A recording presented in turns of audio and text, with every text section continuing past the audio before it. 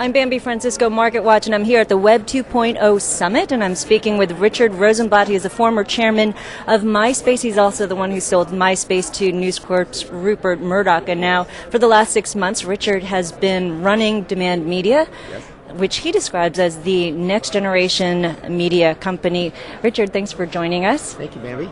Okay, tell us, what is a next generation media company? So I think what we showed through MySpace was that everybody wants to be creative, that everyone wants to publish their own content and be part of this user-generated content revolution.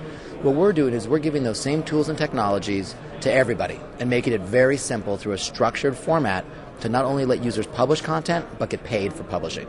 Now, you raised over $200 million and you spent $100 million buying companies. What are you going to do with the additional $100 million? Are you going to continue buying other properties? We are. We're going to continue looking for niche content properties built by great entrepreneurs that want to use our platform to expand their business.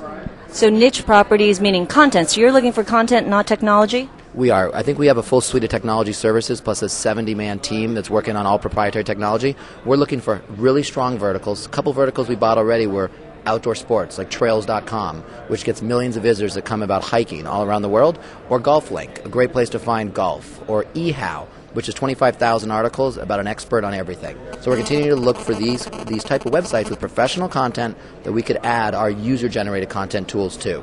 So tell us a little bit about eHow. That's a company where you're actually trying to get people to participate in creating the content, correct? Yes, that's true, Bambi. What we did was we acquired a company called eHow, which is how to do just about everything. And it's written by professionals. So if you would want to learn how to tie a tie, boil an egg, fix a computer, there's a professional that wrote that content. 3 weeks ago, we launched a site called WeHow, which allows everybody around the whole world to write their own article on how to do anything they want. We believe everybody thinks they're an expert at something, and they can publish that content, put it up on our site, get benefit of the 6 million unique visitors we have, and in 2 or 3 weeks, they'll start getting paid for everybody that views that website. How much are they getting paid?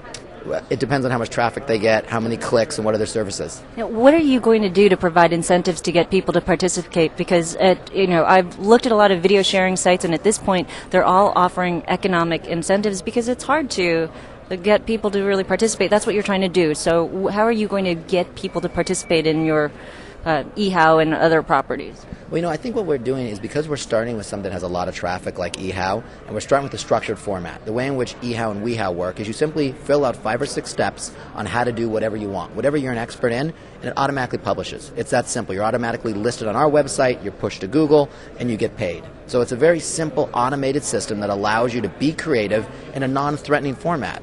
One of the problems I think with video sharing sites and with blogs is it's a blank paper. You don't know where to start, right? What do you want to upload or what do you want to write on? We give you a format with expert content that you can work with to create your own content. So it's kind of a way to incentivize people how easy it is to be creative without all the all the writer's blocks and all the things that occur when you try and be a part of that process. Okay.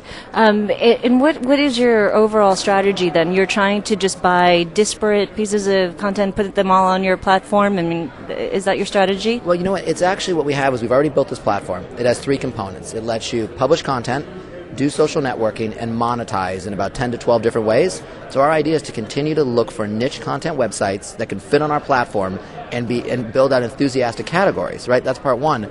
Part 2 is organic growth. Our websites are growing very fast because once you add these tools, the users get involved. So it's a real mix of strategic and organic growth.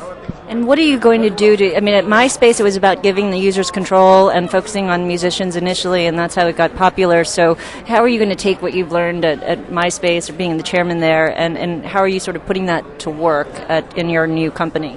Yeah, I think this entire business is about what I learned at MySpace. I learned, as I mentioned earlier, that everybody wants to be creative, but sites like MySpace and sites like Facebook are fantastic sites, but they've gotten so big that people want to break into certain verticals. And we're finding those verticals where people are enthusiastic and letting them do the same stuff they can do on MySpace, the same stuff they can do on Facebook in those categories. Okay, last question. In 2007, what will be the big trends? The big trends in 2007 are going to be verticals, people getting more active in verticals, more content being produced by a broader audience. It's not going to only be the teens. It's going to be 35 and plus getting very active in user-generated content. Okay, thanks a lot, Richard. Thanks, David. I've been speaking with Richard Rosenblatt. He is the CEO of Demand Media. I'm Bambi Francisco here at the Web 2.0 Summit.